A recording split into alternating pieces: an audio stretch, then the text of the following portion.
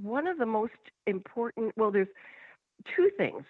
One is you activate the energy of your front door. That's really one of the most important places of your house, to have that energy come in. So to activate that, a wind chime is always a good thing to do. Normally, I would recommend a 6-rod metal chime.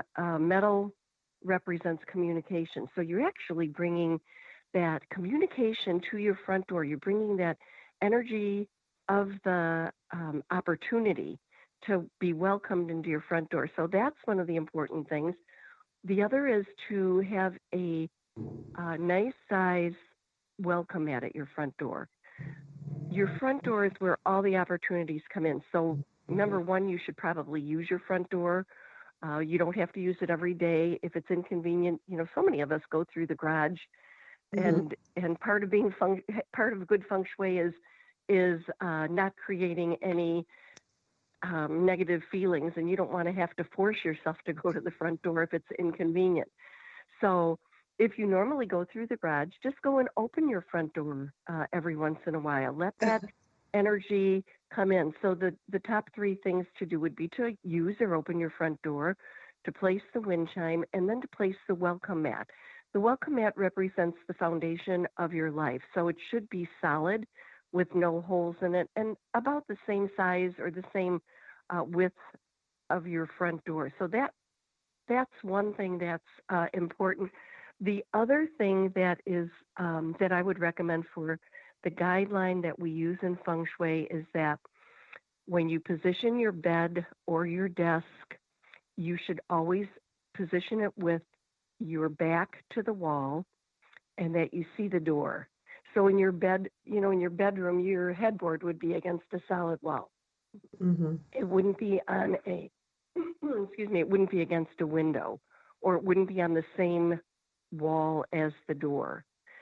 So that's important that you see, and that's just kind of you'll sleep much better if you can see the door. And so those are really the two important guidelines is, you know, to see the door as you're sitting, and have your back to a solid wall, which represents the mountain of support behind you. I love that. And you and I spoke about this being the year of the metal rat. So when you Hmm. talked about the metal at your door, is there a correlation there, would you say? Well, the metal rat year, I mean, this is all about being industrious, hard work.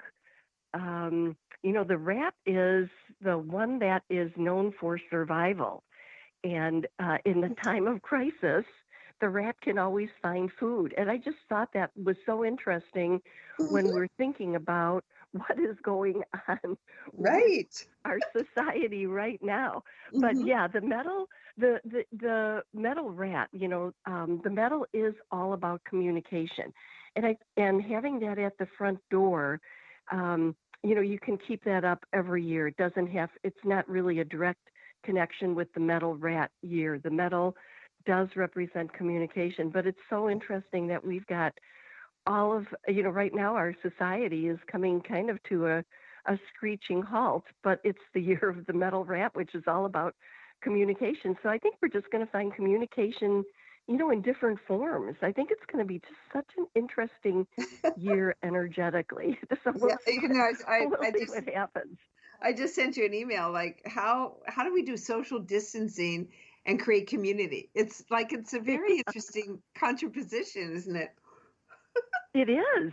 It is. And we'll just have to put our heads together and figure out how we can communicate because our society is really built on openness and communication. So I'm sure that there's going to be some very interesting concepts that come out of this, you know, this situation that we're going through right now. It's like the pendulum. I always think of the pendulum swinging one way. It's always got to swing back the other way. And I think with that will come a lot of positive things.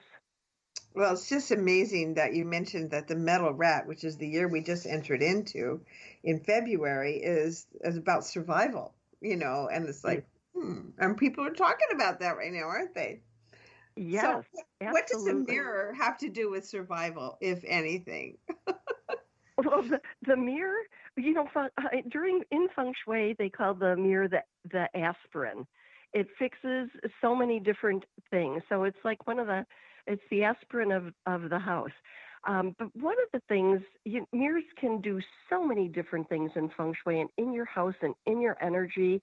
It can bring a beautiful landscape that you may have in your backyard or your side yard into your house if you reflect that back in. But Mm. one of the greatest uses of a mirror, which can create abundance, and I think our right now our world is kind of going through the crisis of we don't know what the next step is going to be, how this is going to impact all of the economy. Mm. So one of the things with the mirror is to take a mirror. It doesn't have to be a large mirror. Could probably be, 3 or 4 inches Mhm. round. Put that on your dining room table. Your dining room table represents money, no matter where it is. Wherever it is, it's all about abundance. Mhm. Because as we gather, we share that nutrition that nourishes our bodies. So the mirror, if you put fruit on that, which in this case yellow, something yellow would be perfect to activate the health energy, and put that on top of the mirror. So the mirror doesn't have to be seen. It can be. It doesn't make any difference, but it's doubling the abundance of the house. So Mm. that fruit is all about nourishment. It's all about. It could be yellow apples. It could be Mangoes. yellow peppers, yeah, whatever. Uh-huh. But you're doubling that energy of the body and of the abundance. So that's one of my favorite adjustments. It's easy to do. I like to work with easy feng shui. Um, Feng shui should be subtle and it should be frugal.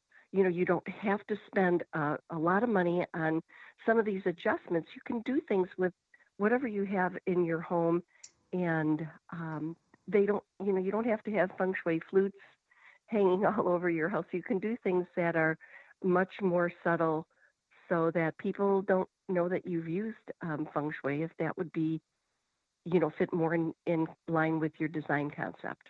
Like Post-it notes, right?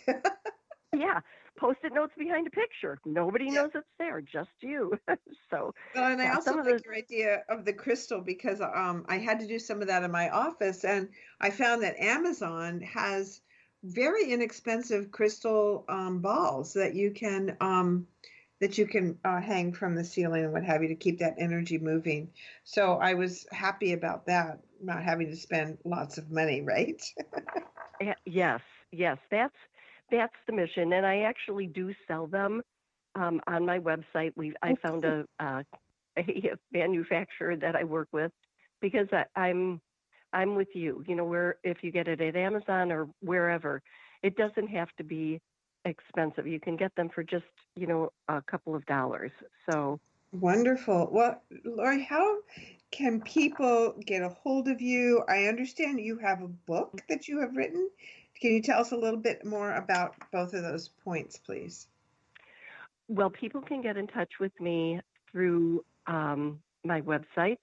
I have two, which are the Feng Shui School of Chicago and also the Feng Shui School of Florida, or they can email me at Laurie Pawli at gmail.com.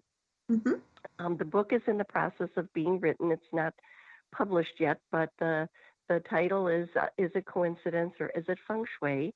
And so it's hopefully will be released soon. So I'm in the process of getting that accomplished. Wow, that's really beautiful. Oh my goodness. So much to talk about. Such great information for what we're going through right now. And unfortunately, my dear, we've run out of time, but we'd love to have you on the show again. Thank So you so much. I'd love to do it. that'd be great. And please be sure to contact Lori at her website, and we shall talk with you soon. Thank you so much, my dear. Thank you. Thanks for tuning into our show on societybitesradio.com. Don't worry if you've missed a show. You can find them all on our website at sarasotaholisticchamberofcommerce.com.